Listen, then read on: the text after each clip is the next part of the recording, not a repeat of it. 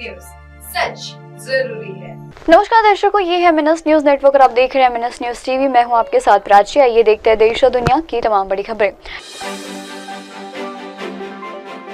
Depression में एकनाथ शिंदे मुंबई नहीं सातारा में गुजार रहे हैं दिन। 12 दिन बाद भी 9 मंत्रियों ने नहीं संभाला पद। क्या महाराष्ट्र में 360 डिग्री घूम जाएंगी राजनीति? आइए देखते हैं खबरें विस्तार से। डिप्रेशन में एकनाथ शिंदे मुंबई नहीं सातारा में गुजार रहे हैं दिन।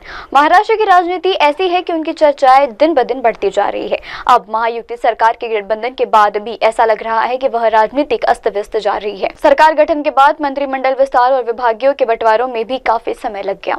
अब कई मंत्रियों की तरफ से अभी विभागों को ज्वालाई न करने के चलते हो रही देरी के लगातार सवाल खड़े रहे हैं।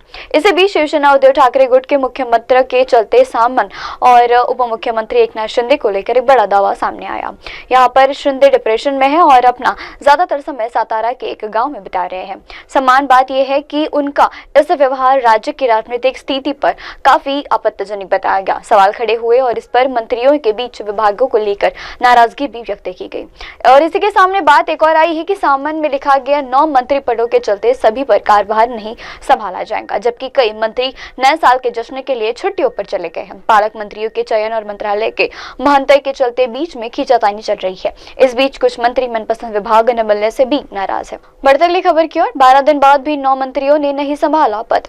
महाराष्ट्र में महायुति ने सरकार तो बना ली है, लेकिन ऐसा लग रहा है कि गठबंधन में सब कुछ ठीक नहीं चल रहा है। चुनाव से पहले ही चल रहा था और कथित रूप से अब कुछ भी विस्तार पूर्वक नहीं चल रहा है। और इसी के चलते 25 नवंबर को 29 मंत्रियों ने शपथ ली थी, लेकिन अभी तक 9 मंत्रियों ने अपना पद नहीं संभाला। कहा जा रहा है कि ये मंत्री मनपसंद मंत्रालय नहीं मिलने की वजह से नाराज चल रहे हैं। कहा तो यह भी जा रहा है कि नाराज मंत्री अपने विभाग पर ध्यान देने की बजाय नए साल के जश्न में लगे हुए। इसी के बाद में नतीजे के दौरान उम्मीद बताई जा रही है कि गठबंधन के चलते परेशानी का सामना करना पड़ा। 23 नवंबर को नतीजे आने के बाद जब सीएम ने तीसरी बार मुख्यमंत्री की शपथ ली थी, इसी के बाद पिछले सीएम एकनाथ शिंदे को डिप्टी सीएम की जिम्मेदारी सौंपी गई थी। वही अजित पवार फिर से उप मुख्यमंत्री बने थे। बढ़ते अगली खबर की ओर। क्या महाराष्ट्र में 360 डिग्री घूम जाएंगी राजनीति?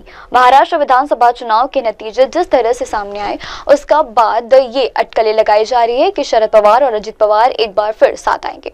वही अब अजित पवार की माता आशाताई पवार ने बनाया कि इस बार सियासती हलकों में दोनों दिग्गजों के एक साथ आने के कयास लगने शुरू हो गए हैं। दरअसल नए साल के मौके पर आशाताई ने बताया कि परिवार के एक साथ आने की बात हुई। अजित पवार की माता साल के पहले दिन पंढरपुर में भगवान विट्ठल के दर्शन के लिए गई, जहां उन्होंने चाचा शरद पवार और भतीजे अजित पवार के एक साथ आने के लिए भगवान से प्रार्थना की। उनके बीच सुलह के अटकलों को एक बार फिर तबादला मिल गया और 12 दिसंबर को अजित पवार अपने चाचा के घर नई दिल्ली गए और अपने परिवार तथा वरिष्ठ एनसीपी सदस्य के साथ अपने जन्मदिन की बधाई ली। यह दोनों परिवार के टकराव के बाद उनकी पहली व्यक्तिगत मुलाकात थी। वक्त तो चार दर्शकों ब्रेक लौटने के बाद देखिएगा देश और दुनिया की तमाम बड़ी खबरें। बने रहिए एमएनएस न्यूज टीवी पर। नमस्कार, मैं हूं Abhishek Bachchan. Keep watching MNS news. आप देख रहे हैं एमएनएस न्यूज, सच जरूरी।